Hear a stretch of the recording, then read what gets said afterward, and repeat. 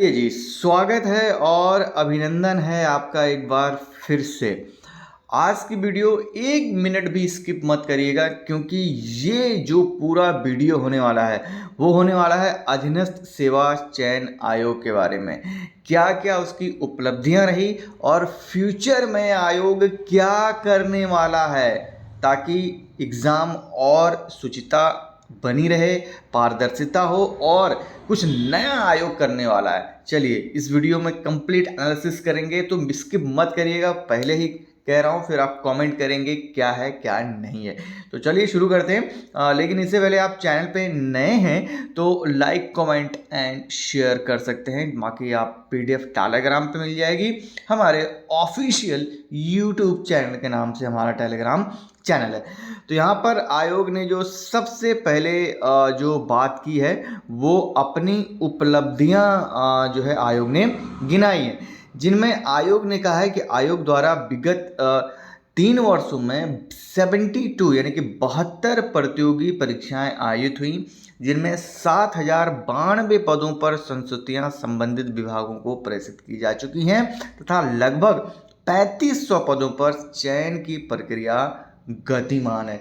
यानी कि लगभग 3 सालों का पूरा डेटा आयोग ने ये दिया है। और साथ ही यहाँ पर आप देख सकेंगे आयोग में क्या क्या रिफॉर्म होने वाले हैं वो भी यहाँ पर आयोग ने बताया, जिसके बारे में आगे बात करेंगे।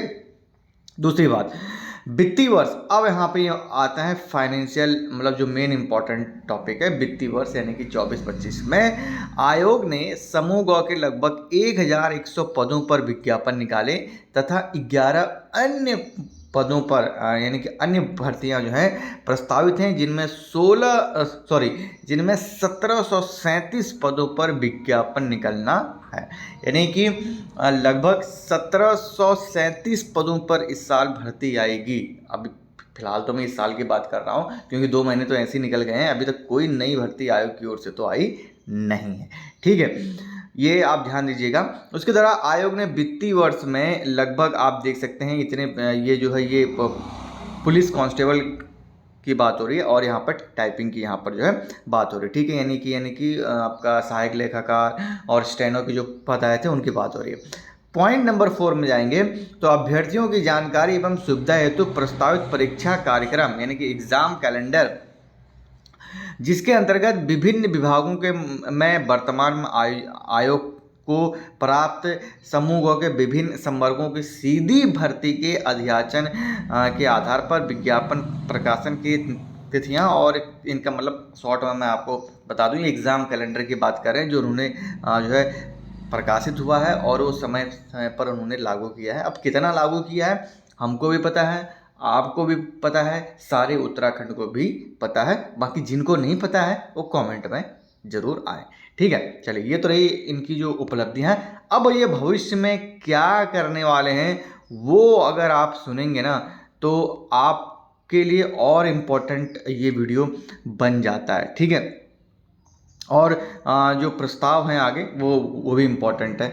IBR आयोग द्वारा किए गए सुधार जो उन्होंने रिफॉर्म किए हैं कि IBR यानी कि इंटरैक्टिव वॉइस रिस्पॉन्स टेक्निक का जो है आयोग ने इस्तेमाल किया है। आयोग द्वारा अभ्यर्थियों के उपयोग तो डेडिकेटेड IBR का किया जा रहा है, परंतु आयोग की वेबसाइट ज़रूर देखें। एप्लीकेशन स्टेटस मतलब कहने, अब बाकी इन्होंने ईमेल आईडी और कॉन्टैक्ट नंबर भी की, यानी कि जैसे जब आप फ़ोन करते होंगे IBR रिस्पॉन्स आता होगा, बिल्कुल ऐसे ही यहाँ इन्होंने कहा है। ठीक है, उसके अलावा ऑनलाइन आवेदन पत्र भरने हेतु तो आधार संख्या को अनिवार्य कर दिया गया है, जिससे डुप्लीकेसी रोकी जाएगी। जैसे कि आपको बताया हालिया में एक ही अभ्यर्थी के द्वारा कई फॉर्म जो है भर दिए गए थे। उसके अलावा परीक्षाओं की पारदर्शिता शुचिता हेतु अभ्यर्थियों की जो बायोमेट्रिक है, जैमर, इन सब का जो है अनिवार्य कर दिया गया है। आयोग द्वारा परीक्षा केंद्रों की ग्रेडिंग भी की गई है और अभ्यर्थियों को सलाह दी जाती है कि ऑनलाइन आवेदन पत्र भरने समय विज्ञापन को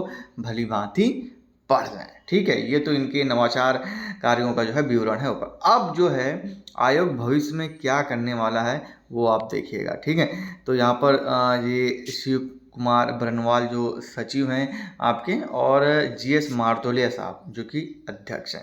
अब यहाँ पर देखिएगा। ठीक है, रिफॉर्म के अंतर्गत, ठीक है, परीक्षा अवधि में अभ्यर्थियों की निगरानी किए जाने हेतु तो आधुनिक तकनीकी यानी कि artificial intelligence technology, live CCTV तथा अभ्यर्थियों की डिजिटल उपस्थिति क्रम में पाम यानी कि हथेली एवं आइरिस के माध्यम से किया जाएगा।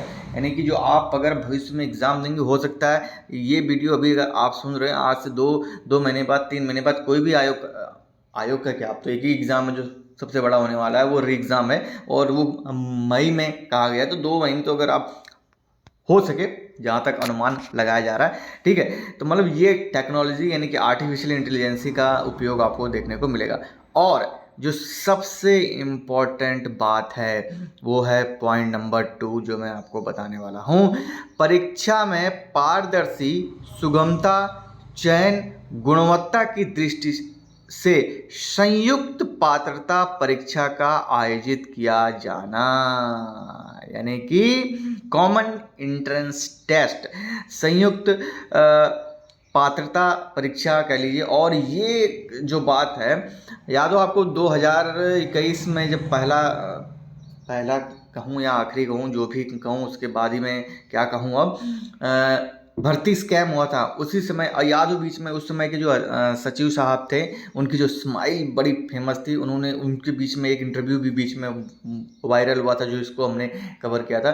कहा था कि अब एक पेपर होगा, उसके बाद मालूम चलेगा कि अगले स्टेज में कितने हो रहे हैं, तब जाके जो है ये चीज़ होगा। अब यानी कि आयोग अब कॉमन एंट्रेंस टेस्ट जो है लागू कर सकता है, ठीक है।